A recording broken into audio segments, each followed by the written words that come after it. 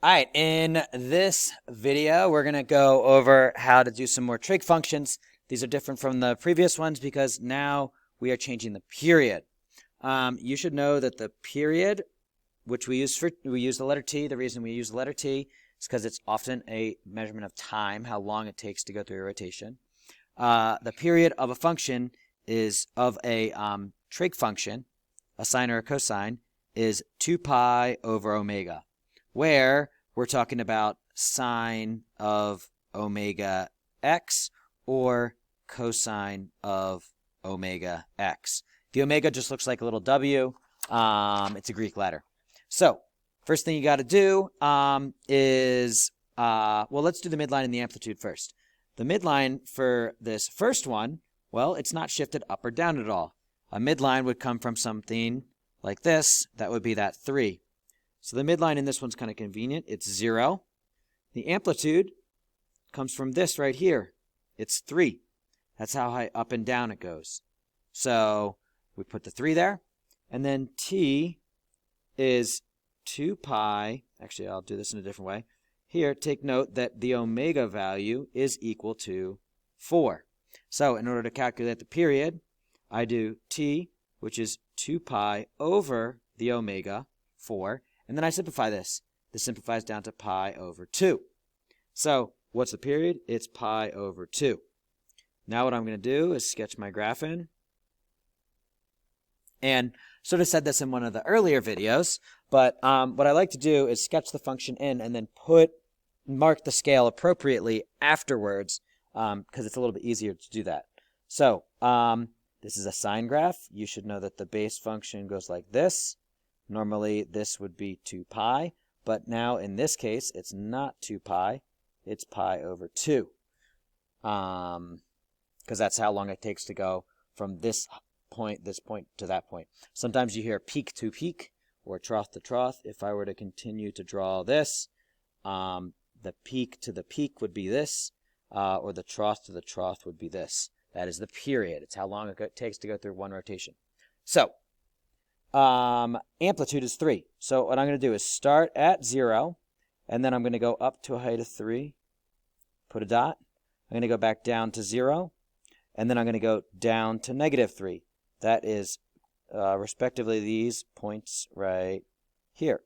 And then I'll come back to 0, and then this one, and then this one, and then this one, and then this, and then this, and then that. Just complete out that full graph. Now, I can sketch it in.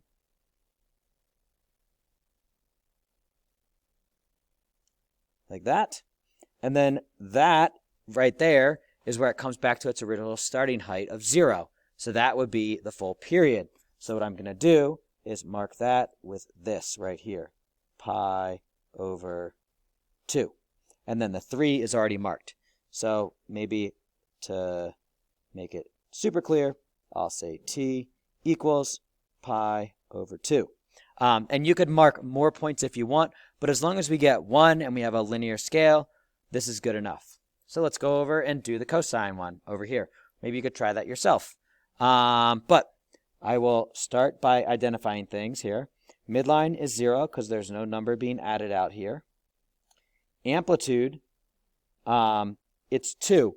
It's always the positive version of this one because it's always how high up does it go and how high down does it go. When we're working with functions or these functions in real life, it just matters how high up and down it goes. The t, the period, what I need to do is identify the omega. Omega in this case is pi. So therefore, t is equal to 2 pi over omega. Omega is pi. These cancel and give me 2. So the period in this case is 2. So I got an amplitude of 2, period of 2, midline of 0. So let's go like this. Sketch the graph in. And I'm going to start with my cosine graph. You should know your cosine goes like this. This is going to be pi over 2. Or sorry, not pi over 2. It was the last one. This is going to be a length of 2. And notice it's from the peak point to the other peak point. The trough to the trough would also be a length of 2. when I measure horizontally. So let's put our points in. The amplitude is 2, but one thing I didn't talk about yet, this negative. That makes it flip upside down. So the entire function flips. So we actually start down at -2, and then we go up to 0, and then we go up to +2, down to 0, -2, 0, +2, 0, -2, 0, +2. We'll connect everything in with a nice smooth curve.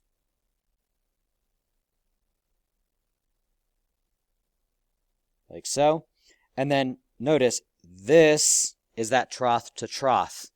So that is the full period. So that means that this length is 2 right here. Where do I get that? From that 2 right there, or from this 2 right here. And I could go and label this height as 2 as well, because I want to include that scale. So at this point, I've identified them, and I've graphed the function with those pieces marked clearly. So hopefully you are good to go with this. Thank you.